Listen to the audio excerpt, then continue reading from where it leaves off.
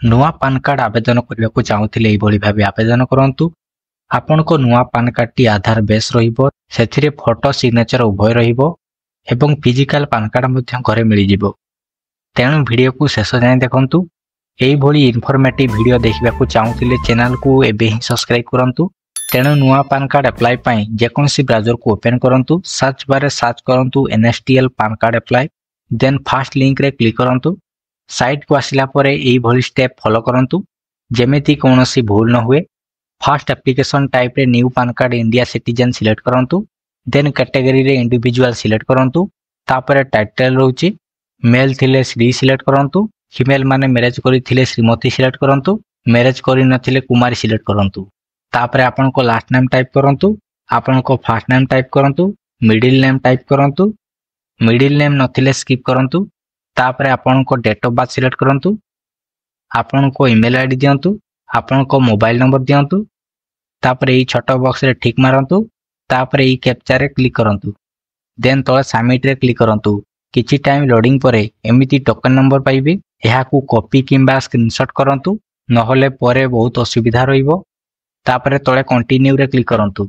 Cola परे एठारे second option submit scan image through sign select करंतु। तापरे एठारे फिजिबल रो यस रे ही सिलेक्ट करंतु। तापरे आपन को आधार लास्ट 4 डिजिट नंबर टाइप करंतु। तापरे आधार अनुसार आपन को फुल नेम टाइप करंतु। तापरे तळकू स्क्रॉल करंतु, आपन को जेंडर सिलेक्ट करंतु।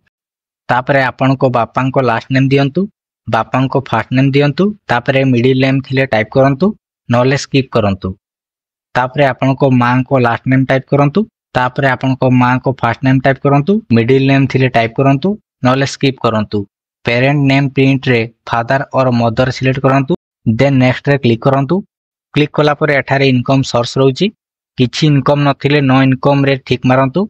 एड्रेस कम्युनिकेशन रे रेसिडेंस रे ठीक मारंतु। तापरे रेसिडेंस एड्रेस रहउची, एठारे ब्लॉक नंबर बा ब्लॉक नाम दियंतु किंबा जे कोनसी स्ट्रीट नेम दियंतु। तापरे आपन को विलेज नेम दियंतु। तापरे आपन को पोस्ट ऑफिस नेम दियंतु। तापरे आपन को सब डिवीजन टाइप करंतु। तापरे आपन को टाउन किंबा सिटी किंबा डिस्ट्रिक्ट नेम टाइप करंतु। तापरे कंट्री रे इंडिया सिलेक्ट करंतु। तापरे स्टेट रे ओडिशा सिलेक्ट करंतु। तापरे आपन को पिन कोड टाइप करंतु, देन तळकू स्क्रॉल करंतु। तापरे कंट्री कोड रे इंडिया 91 सिलेक्ट करंतु, देन एरिया एसटीडी कोड रे डिस्क्रिप्शन रे लिंक अछि, सेथिरु आपन को एरिया देखि एसटीडी कोड देखि परिबे। देन नेक्स्ट रे क्लिक करंतु।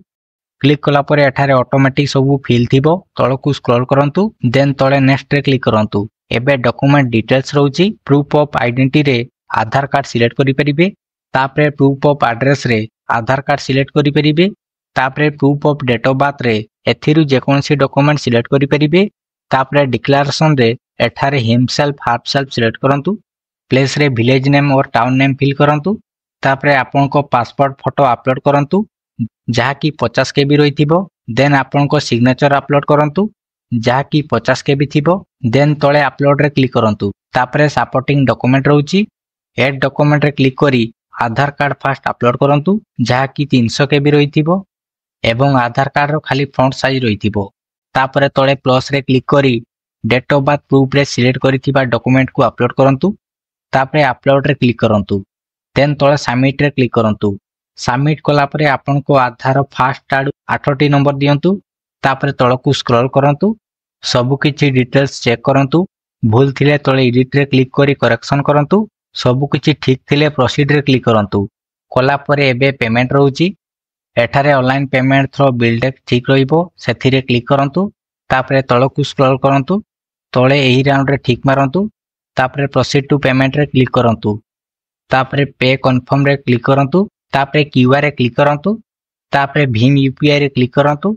तापरे मेक पेमेंट रे क्लिक करंतु। तापरे एमिति क्यूआर कोड पाइबे, एहाकू स्कैन करी पेमेंट करंतु। पेमेंट कला परे किछि टाइम लोडिंग हेबो, देन तळकू स्क्रॉल करंतु, देन कंटिन्यू रे क्लिक करंतु। तापरे तळकू स्क्रॉल करंतु। तापरे ई बॉक्स रे ठीक मारंतु। तापरे ऑथेंटिकेट रे क्लिक करंतु। तापरे ओटीपी जनरेट रे क्लिक करंतु। आपन को आधार रे लिंक थिबा मोबाइल नंबर ओटीपी जेथिबो, सेही ओटीपी को एठारे फिल करंतु। देन तळे सबमिट रे क्लिक करंतु। तापरे कंटिन्यू टू ई साइन रे क्लिक करंतु। एठारे ई बॉक्स रे ठीक मारंतु। एठारे आपन को आधार नंबर दियंतु, देन सेंड ओटीपी रे क्लिक करंतु। आधार रे लिंक थिबा मोबाइल नंबर को ओटीपी जेथिबो, सेही ओटीपी को एठारे फिल करंतु देन वेरीफाई ओटीपी रे क्लिक करंतु। किछि टाइम लोडिंग हैला परे आपनको एप्लिकेशन पीडीएफ ओपन हो जिवो। पासवर्ड आपनको date of birth example 01/02/2024 then okay रे क्लिक करी डाउनलोड पीडीएफ रे क्लिक करी आपनको एप्लिकेशन पीडीएफ को फाइल डाउनलोड करंतु। ता ऊपर ऊपर नो स्टेटस पान कार्ड एप्लिकेशन रहिछि सेथिरे क्लिक करंतु। एप्लिकेशन टाइप रे न्यू पान सिलेक्ट करंतु। एप्लिकेशन रे एई भली एक्नॉलेजमेंट नंबर पाइबे ताकू एठारे फिल करंतु। एही कैप्चा को एठारे फिल करंतु तापरे सबमिट रे क्लिक करंतु। एही भली आपनको पान कार्ड स्टेटस ट्रैक करि परिबे। आपनको पान कार्ड मैक्सिमम 4 दिन भितरे आपनको मेल को आसी जिवो। देन मैक्सिमम 15 दिन भितरे पोस्टल माध्यम रे घर मध्यम पाई जिबे। एमिति इन्फॉर्मेटिव वीडियो देखिबा को चाहुथिले एबे ही चैनल को सब्सक्राइब करंतु। Thank you.